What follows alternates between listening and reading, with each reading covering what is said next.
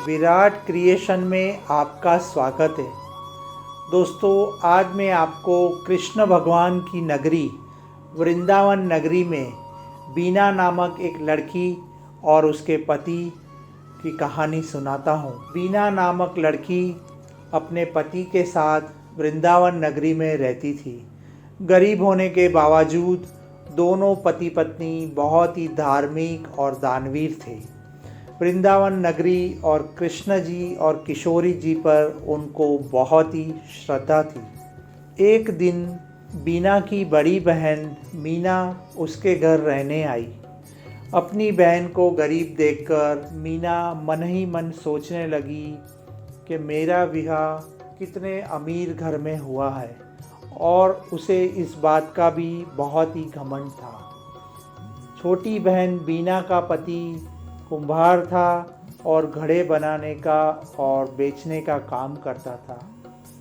बड़ी बहन मीना को देखकर छोटी बहन बहुत ही भावुक हुई और खुश होके आग्रह करके उसे कहा कि आप हमारे घर ठहरो।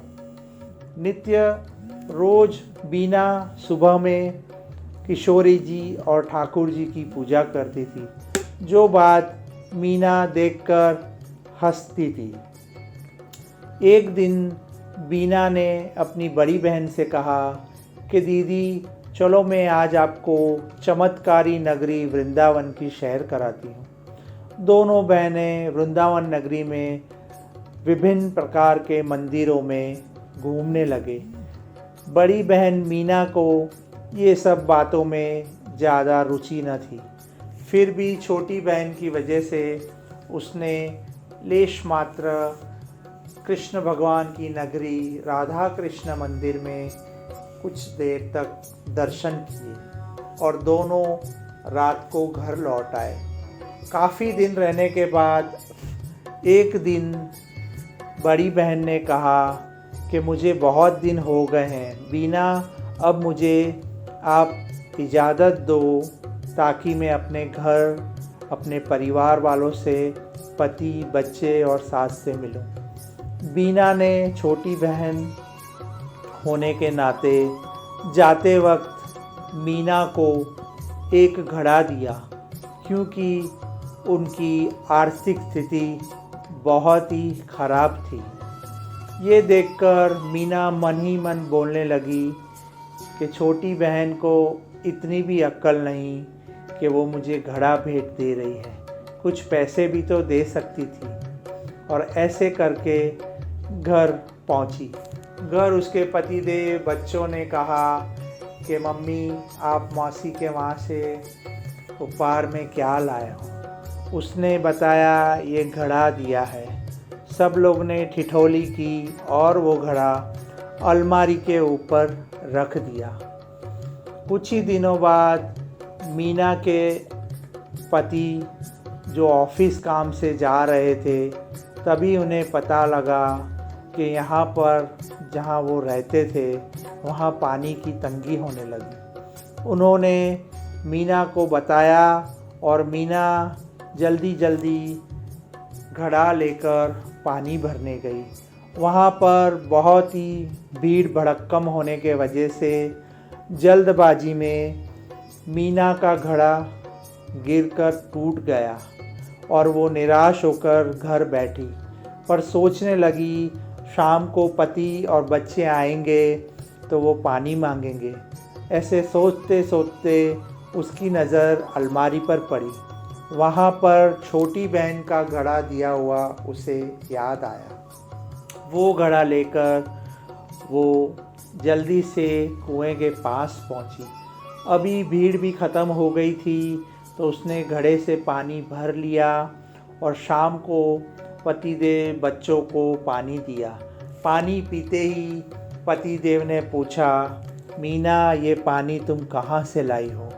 मीना ने कहा मैं कुएं से लाई हूँ। पति ने कहा ये तो अमृत जैसा है, कितना मीठा और शुद्ध पानी है। बच्चे भी खुश हुए, सास भी बहुत खुश हुई। सब लोगों ने पानी पिया। उसी मटके के पानी से खाना भी बना। सुबह में मीना फिर सोच रही थी कि अब घड़ा खाली हो गया होगा, चलो मैं फिर से ये घड़ा भर कर आऊँ। जैसे ही वो घड़ा उठाने जाती है तो देखती है घड़ा तो भरा हुआ था। ये बात उसने अपने पति और सास से कही। तभी उन्होंने कहा कि ऐसा कैसे हो सकता है। फिर उन्होंने भी खुद ये चीज़ देखी, पूरा घड़ा जितना पानी निकालो फिर भर जाता था और अमृत समान लगता था। सब लोग बहुत खुश हो गए और इसी बातों से चर्चा चल रही थी। तभी छोटी बहन मीना के घर आ पहुंची। तभी मीना ने कहा, बहना तुमने ये मुझे जादुई घड़ा दिया है। ये घड़े से जितना पानी निकालो उतना पानी फिर से भर जाता है। बीना ने कहा, मीना बहन जब आप घड़ा ले जा रही थी तब आपको मन में हो रहा था कि ये मुझे छोटी बहन ने क्या दिया, लेकिन ये घड़ा वृंदावन नगरी की मिट्टी से बना है, जहाँ पर कृष्ण भगवान और किशोरी जी नंगे पांव चलते थे, इसलिए ये जादुई घड़ा है।